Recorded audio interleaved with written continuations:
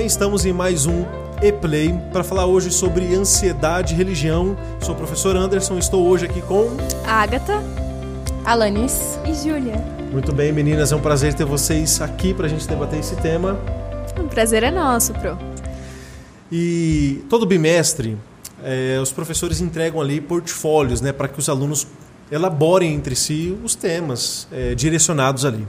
Esse bimestre a gente trabalhou um pouquinho diferente, a gente deu um portfólio livre. Eles poderiam escolher o tema, com quem e como abordar esse tema, seja através de uma entrevista, de um debate, ou de uma apresentação, ou de um trabalho escrito. E o grupo em questão, nós não pudemos ter todas as apresentadoras juntos aqui, Verdade. As meninas não puderam vir. Mas, meninas, por que vocês escolheram esse tema? Como vocês chegaram nesse tema? O que esse tema mexe com vocês? Vamos lá. A ansiedade é um quesito que a gente passou muito e ainda anda passando. Uhum. E isso é um dos pontos da gente ter escolhido, né? Principalmente dentro da pandemia, né? Que a gente tá vivendo uma turbulência, né? E assim, a gente sabe a pandemia e tal, mas o medo, né? Das pessoas, a gente tem aquela coisa das pessoas morrerem, ficarem doentes, os nossos familiares, né? A gente tá em casa, agora não vai pra escola, só fica alienado nas coisas. E a gente achou bem importante falar sobre a ansiedade como matéria da religião, e a gente conseguiu criar um paralelo legal, né? Que foi a gente ligar um sistema para você conseguir, sem remédio, sem aquela coisa pesada de ter que... Ai, nossa, eu tenho que tomar um remédio porque eu tenho ansiedade. Sim, e assim, o nosso tema, né? Na verdade, o nosso título foi Ansiedade e Religião. Mas quando a gente fala de religião, a gente fala de uma crença, né? De você acreditar em algo que é um suporte, tanto na área psíquica, intelectual, física, né? Porque o corpo não é só a mente, não é só a nossa psique, é tudo, né? Uma coisa para não confundir também, esse nosso religião não é igreja. Esqueçam isso, é uma coisa que você crê, é um suporte seu. Legal, a gente está falando de ansiedade, que é talvez um mal do século, do momento que a gente está vivendo. Né? Mas antes, para a gente entrar nesse assunto, o que é ansiedade? Olha, sabe quando você fica esperando demais por aquilo ou inventando coisas que talvez não aconteceriam, vivendo muito o futuro, só que sem estar nesse futuro. A gente se prende numa outra época que a gente não tá, que nem a Agatha falou. Sim. E muitas vezes pode ser considerado o medo, sabe? Do futuro, Exato. O medo de como agir. E aí vem uma bateria de sintomas, né? A pessoa fica acelerada. Começa a suar, o pé fica gelado, baixa pressão, vários sintomas, todo o sistema imunológico, fica meio estranho de lidar com as coisas, né? E onde entra a crença nisso daí? Por que é importante crer em talvez uma melhor ou que vai sair dessa? Onde entra essa crença nesse processo da busca da cura?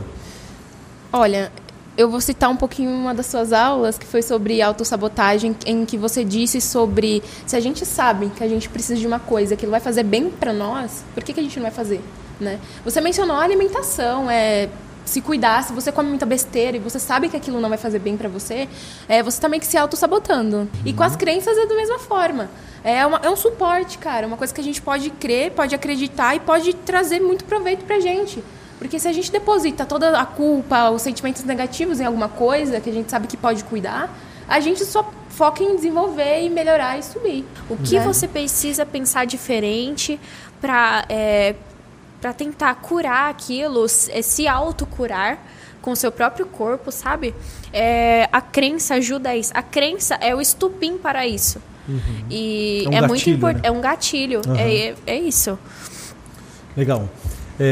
A gente está falando aqui, e na verdade a gente já gravou alguns episódios atrás sobre o E-Play Life. A gente falou sobre o poder do pensamento, a importância do pensamento, e o que um pensamento, seja com uma carga negativa ou uma carga positiva, o quanto ele pode influenciar e atingir o nosso corpo.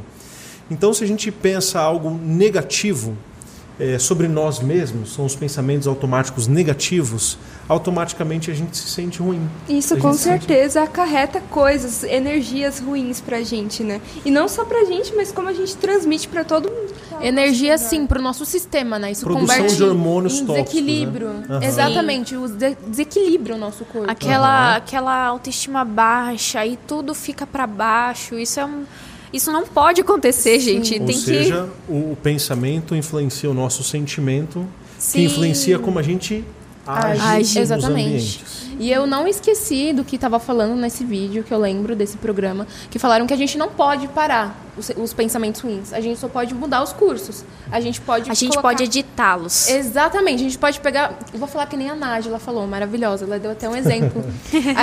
ela falou que ela faz uma analogia para as coisas que ela recebe no dia a dia. Então, tem coisa que ela pega e coloca numa estante, que ela quer deixar aquilo como uma recordação. Uma evidência. Uma evidência para lembrar, que 10. E tem coisa que ela simplesmente pega e joga no lixo. Eu lembro que no trabalho de vocês colocaram assim, que a religião pode te ajudar, por quê? Crer em alguém ou em algo, em uma solução, te ajuda no sentido de que te motiva a lutar. Ou seja, você não desiste frente a uma situação ruim, a uma fase ruim. Pelo contrário, esse pensamento, essa crença vai te ajudar a lutar, a enfrentar, a passar por isso. É um motivo de avançar, sabe? É um motivo de você crescer em cima do problema. Como eu falei, motivar e focar na parte boa, né? Não que a gente vai excluir os defeitos, as coisas a serem melhoradas. Dos maiores problemas é você ficar obcecado, focado naquele problema, porque aí você vai acarretando muitos outros, né? E isso gera um ciclo vicioso e tóxico, com né? certeza. Bem difícil. Legal, meninas. A Bíblia, trazendo um pouquinho a matéria de religião, né? A Bíblia ela vai trazer várias orientações para a gente a respeito das preocupações que nos surgem, que aparecem na nossa vida, porque aparecem várias. Ele vai ter um momento que ele vira e fala assim, não andeis preocupados com o dia de amanhã. Não se preocupem, porque o que está por vir pertence ao Senhor, não pertence ao homem. E a gente percebe que um dos sintomas da ansiedade, fora os sintomas físicos, tá? É essa preocupação exacerbada das coisas que estão por vir e às vezes até irrealistas. Geralmente a gente imagina que o pior vai acontecer. Vai ter uma apresentação, nossa, eu vou gaguejar, eu vou tropeçar, eu vou cair, a internet vai falhar. Sempre é isso, sempre é coisa ruim. Por que você não pode mudar e pensar e começar... Que te instigue como um desafio, né? Tipo, eu tô ansioso, mas eu vou fazer melhor, né? Então, eu vejo essa coisa da crença como um suporte mesmo, que a gente tá ali em cima, tô me debruçando, tô crendo nisso, vai dar tudo certo, porque além de eu saber os pontos negativos, eu vou focar nas partes boas, né? Não só porque ele é o nosso criador. Exatamente. Mas porque ele vira pra gente e fala assim, tem de bom ânimo, cara. Eu venci o mundo. Então, ânimo, força. Olha para as coisas de um jeito diferente. Olha para as pessoas e enxerga o melhor nelas. Assim como ele enxergou o melhor na gente também, né? Você ia falar, Júlia? Não. Pode ficar tranquilo. Você levantou a mão e falei, será que ela quer falar? Pro, uma coisa também, eu... Pelo menos pra mim, acredito que pra todo mundo, ou deveria ser isso, né? Queremos sempre o bem do próximo. Então, a gente precisa... Se você tá vendo alguém que esteja também nesse impasse, ajuda a pessoa, bota ela pra cima. Né? Faz assim, aquela coisinha que você ia gostar que fizesse com você, né? Aquele carinho. Todo mundo gosta e todo mundo precisa disso. Acolha, né? Legal. Vocês elegeram 4 passos para alguém que estivesse ali suspeitando de uma possível ansiedade ou estivesse em um momento de ansiedade. Que passos são esses que vocês querem deixar para as pessoas que estão nos acompanhando aí? O primeiro passo é você analisa o que você está sentindo. Analisa o que você está sentindo. Você está sentindo um aperto no coração? O porquê disso? Analise e vê se é isso mesmo que você está sentindo. Você tem... É concreto isso. Uhum. Aí depois você toma... Vocês querem falar as próximas coisas? Procura... quando você falou, o primeiro passo é você entender o que está acontecendo, é se conscientizar sobre você mesmo, né? Analisar o que acontece. O segundo passo é você pedir ajuda. Se você, de cara, não quer ir falar com um psicólogo ou um médico, fala com seus pais. Pessoas que estão do teu lado, que por mais que a gente tenha esse tabu todo de adolescente, longe dos pais, né? Aquela coisa toda que, né? Eles ajudam muito a gente. Então, a gente tem que correr atrás de uma ajuda, falar, eu tô precisando porque vai fazer bem pra mim.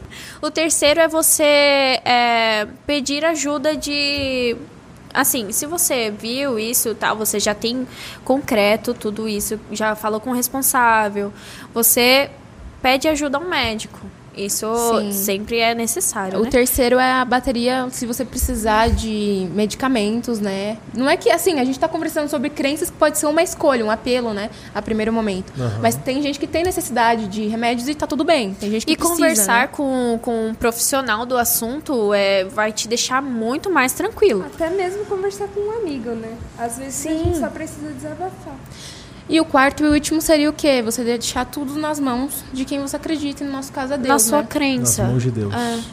Vocês querem deixar algum recado para quem está assistindo a gente sobre esse trabalho que mexeu com vocês? Ou talvez vocês conhecem alguém que está passando por isso? Ou... Assim, o que eu diria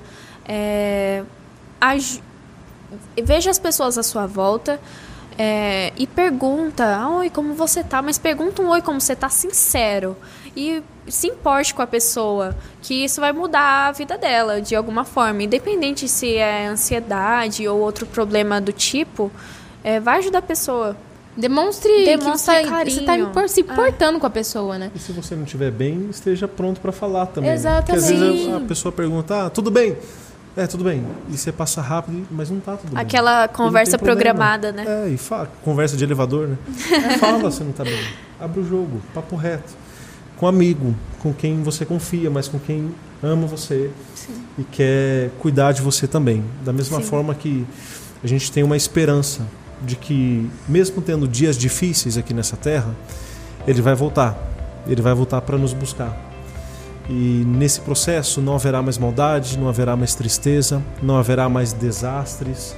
Haverá unicamente a presença dele eternamente, onde o amor será a essência da vida. Sim. Então esse é o lugar que eu quero estar, esse é o lugar que eu quero encontrar vocês lá. Claro. Esse Vou estar lá. Meu sonho e a minha oração, deixar. e esse é o nosso desejo também, para você que está em casa, que você entregue essas ansiedades, esses temores nas mãos de Deus também. Meninas, obrigado pela participação, obrigado pelo portfólio. Obrigada De por nada, convidar a porque gente. foi realmente muito bom. É isso aí, nota máxima para vocês e até o nosso próximo encontro.